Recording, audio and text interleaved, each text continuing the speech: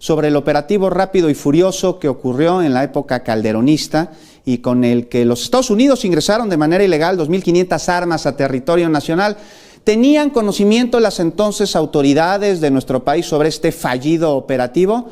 Bueno, pues hoy analizamos este tema con Andrea Chávez, con Abraham Mendieta, a quienes les doy las gracias por acompañarnos. ¿Cómo están? Andrea, Abraham, buenas noches, un gusto saludarlos. Muy bien, muchas gracias, el gusto es nuestro. Buenas noches, muchas gracias. Gracias a ustedes.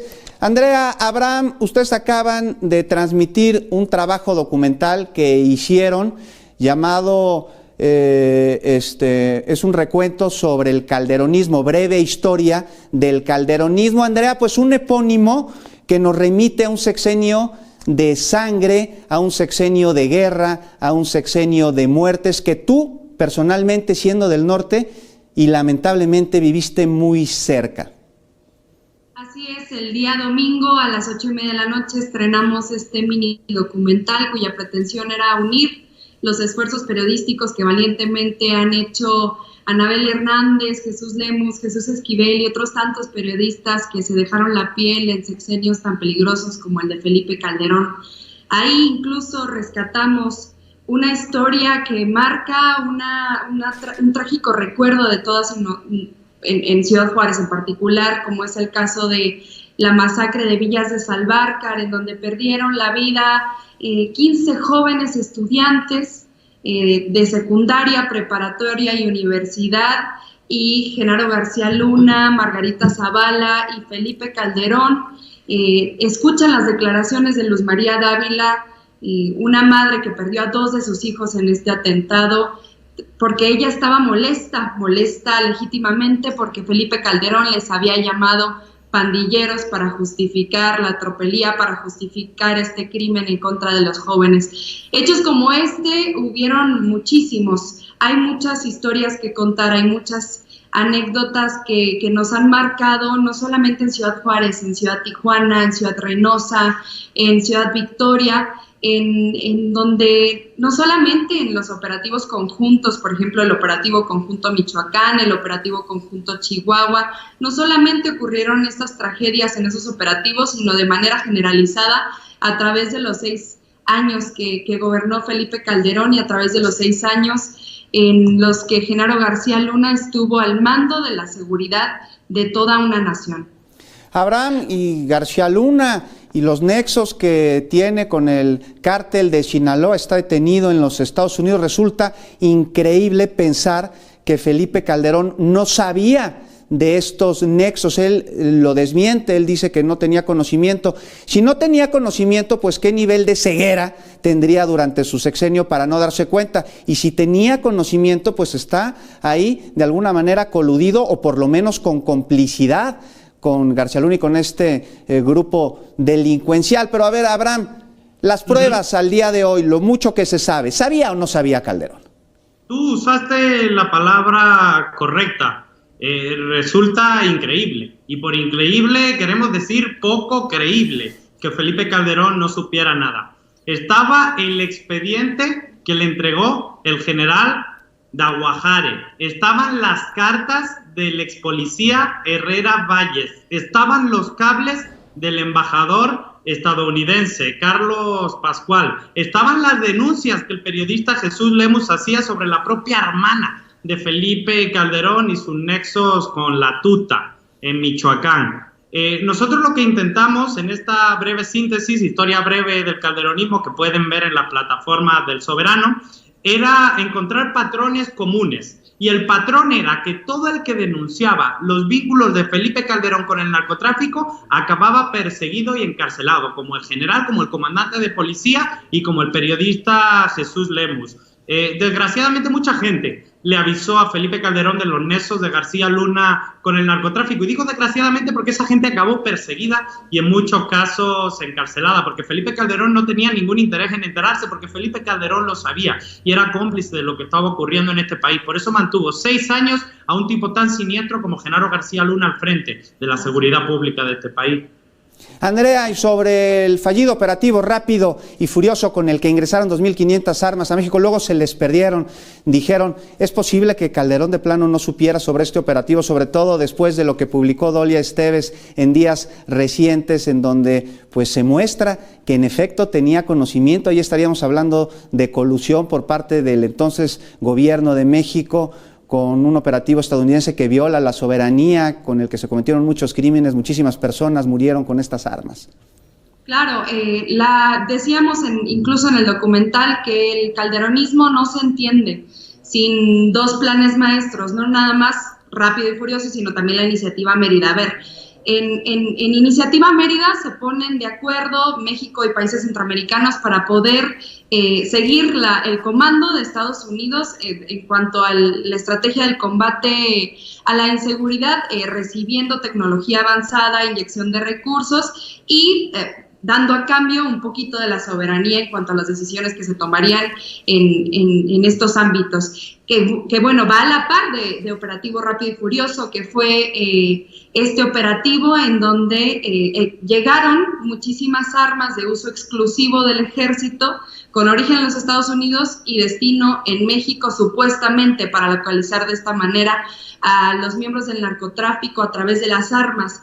Pero bueno, ya veríamos después que justo sucedería lo que muchos y muchas denunciaron, que terminó siendo un operativo que armó de armamento y de armas más letales a los grupos del crimen organizado. Por supuesto que Felipe Calderón estaba al tanto de ese operativo, porque como lo decimos, no nada más es el operativo Rápido y Furioso, sino también Iniciativa Mérida, en donde están conscientemente involucrados el gobierno mexicano de ese entonces y todas las instituciones a cargo de la seguridad del país. Ya decía Abraham, no solamente era Genaro García Luna, quien por cierto ya traía una historia muy oscura desde la API con Vicente Fox, sino también otros personajes oscuros como Palomino inclusive. Entonces no es nada más que Felipe Calderón no supiera, porque no nada más era uno, sino eran varios miembros de su gobierno coludidos, y no nada más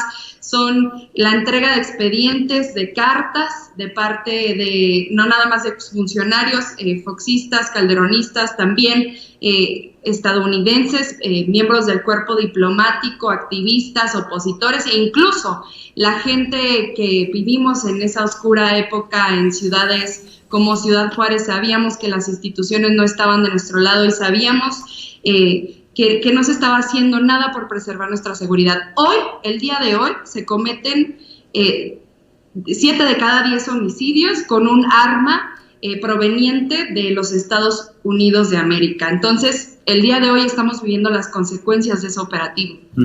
Y sobre la enorme cantidad de personas relacionadas, vinculadas con estos actos delincuenciales, pues aquí hay una disyuntiva. ¿Qué sigue? ¿Qué es lo que procede? Por un lado, por parte de las autoridades del gobierno federal, no regresar a aquellos tiempos, y ya lo dijo claramente el presidente, en el que entraba en funciones un nuevo gobernante y buscaba de alguna manera algún chivo expiatorio al que metían a la cárcel para legitimizarse, y bueno, después las tropelías continuaban y seguían. Esto era absolutamente estéril. Si se sigue al presidente Calderón a través de investigaciones jurídicas, muchísimas personas van a salir raspadas. ¿Qué hay que hacer aquí? ¿Seguir el Estado de Derecho o crear una conciencia colectiva dentro de la ciudadanía para evitar que acciones como esta se sigan llevando a cabo y generar que se acabe la impunidad, que se acabe la corrupción? Hasta donde tope. La Fiscalía General de la República es un organismo autónomo y tiene la obligación de investigar todas las pruebas y testimonios que llevan años encima de la mesa, pero que estos últimos días se han ido intensificando y dando a conocer.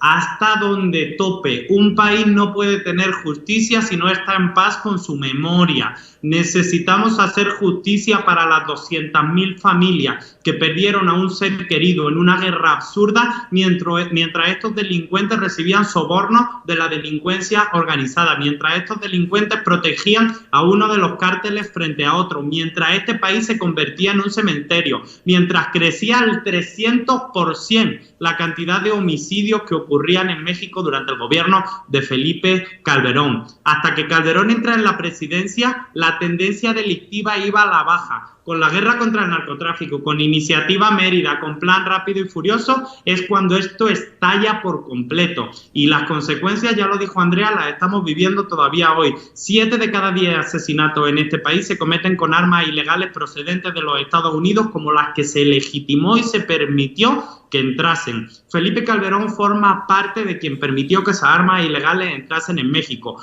¿Por qué? Porque su procurador, Eduardo Medina Mora, estaba siendo capacitado por los Estados Unidos para que la Procuraduría detectase este tipo de armas. Es evidente que sabían del operativo Rápido y Furioso. Y además, si Eduardo Medina Mora, un tipo tan siniestro, sabía del operativo Rápido y Furioso, no lo iba a saber su jefe, que era Felipe Calderón. No hay manera de que de esta salga ileso. Esperemos que pronto haya justicia y Felipe Calderón pague por el sufrimiento que generó a cerca de 200.000 familias que perdieron a un ser querido y por las consecuencias de una violencia desmesurada que hoy seguimos pagando. Esto generará, Andrea, a las víctimas justicia, nadie por encima de la ley, ya para terminar. Por supuesto que sí, es regresarles un poquito a esas familias porque lo justo sería regresarles a sus seres queridos con vida y como ellos se despidieron.